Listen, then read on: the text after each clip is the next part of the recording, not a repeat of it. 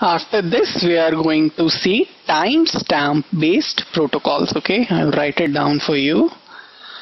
Timestamp based concurrency protocols. Okay. So first look at what is a timestamp.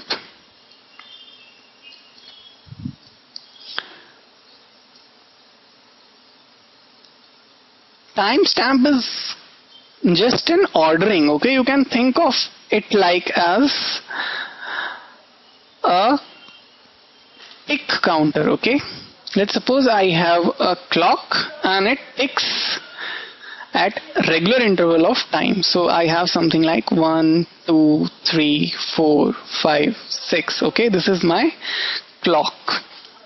It is increasing. The number is increasing. Okay. So in a timestamp based protocol, every transaction has an associated timestamp. Okay.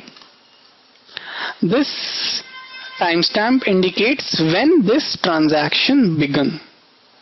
Okay, it indicates the start time of the transaction. Let's suppose my T1 got active at 4, so its timestamp would be, let's suppose, 4. Transaction 1. And let's suppose my T2 began at 2.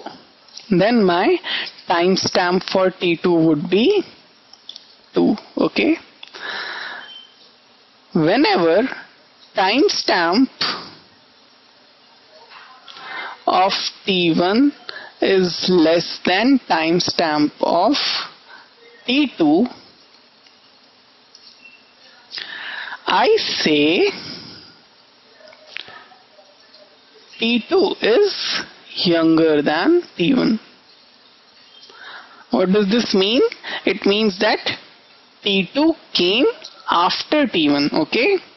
However, here just realize timestamp of T2 is 2 and timestamp of T1 is 4. So what do we have here?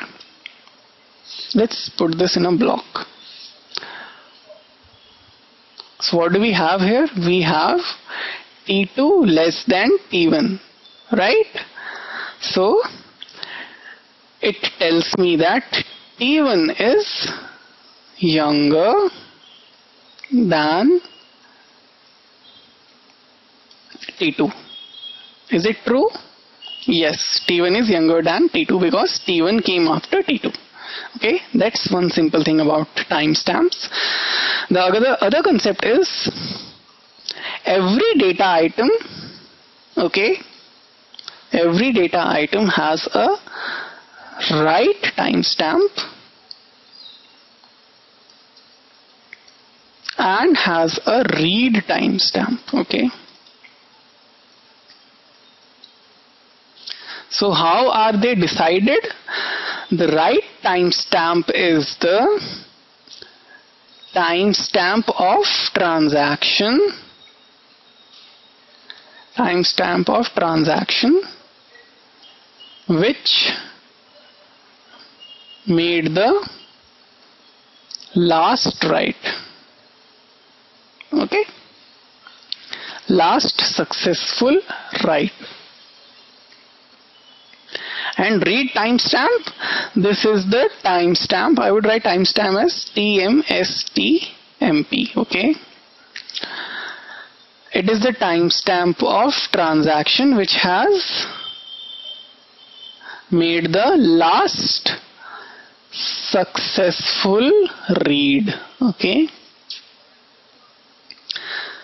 so let's suppose I have data item X. Okay,